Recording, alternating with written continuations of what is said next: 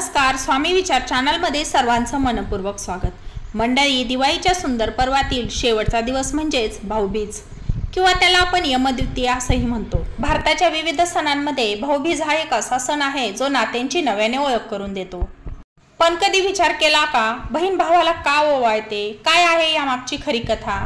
चला तर आज या व्हिडिओच्या माध्यमातून आपण त्याची खरी पौराणिक कथा आणि भाऊबीजेचा भावनिक अर्थ जाणून घेऊया। भाऊबीज हा सण दिवाळीच्या 5व्या दिवशी साजरा केला जातो।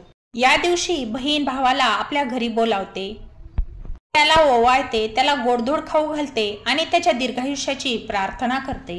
भावंडाच्या प्रेमाचे हे प्रतीक महाराष्ट्र, गोवा, गुजरात आणि उत्तर भारतामध्ये भैया दूज असं म्हणूनही ओळखलं जातं।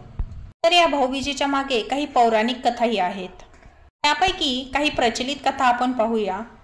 तर त्यातलीच एक यम आणि यमुना म्हणजेच मृत्यूची देवता यमदेवता आणि त्याची बहीण यमुना म्हणजेच यमुना नदी यांची प्रचलित असलेली कथा। यमराजाची बहीण यमुना हिला आपल्या भावाची खूप आठवण येते, तेव्हा ती त्याला वारंवार आपल्या घरी बोलावते। शेवटी एक दिवस यम तिच्या घरी येतो। यमू त्याचं प्रेमानं स्वागत करते, ओवाळते, त्याला गोडधोड खाऊ घालते।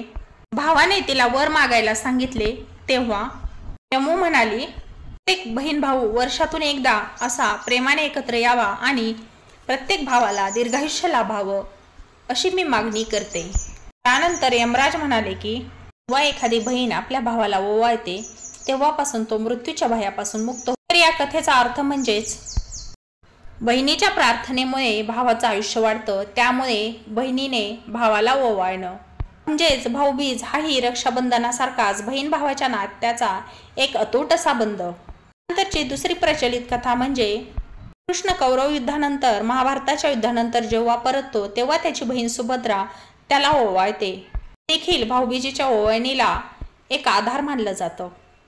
त्याचप्रमाणे आणखी एक अशी प्रचलित कथा आहे, ती म्हणजे नरकासुराचा वध जेव्हा कृष्णाने केला तेव्हा नरकासुराच्या वधानंतर कृष्णाने सुभद्रेला भेट दिली, तेव्हा सुभद्रेनं आपल्या भावाला ओवाळलं, त्याचं औक्षण केलं, त्याच्या दीर्घायुष्याची प्रार्थना केली।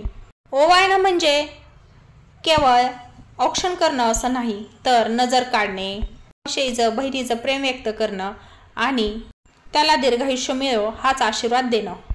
एक संस्कार आहे भावाच्या आयुष्याला सकारात्मक ऊर्जा देणारा। आज आपण पाहतो आधुनिक जगातही ही परंपरा जिवंत आहे। हे सण म्हणजे केवळ कृती नव्हे तर नात्यांना जपण्याची ही एक जिवंत संधी असते। तर मंडळी, भाऊबीज म्हणजे आशीर्वाद आणि नात्याचा उत्सव।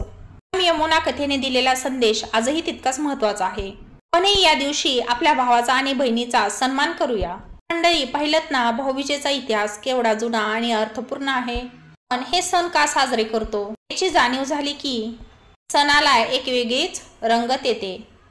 आजही अनेक भाऊ बहीण जरी परदेशात असले तरी ऑनलाईन आपल्या भावाला बहिणीला भेटतात, त्यांच्याशी बोलतात, असे सण समारंभ साजरे करतात। म्हणजेच ही भावनिक नात्यातली ओढ गोडवा हा अजूनही टिकून आहे। या सर्व कारणामुळेच दिवाळीतील हा जो शेवटचा सण आहे भाऊबीज, याला यमद्वितीया असं म्हणतात।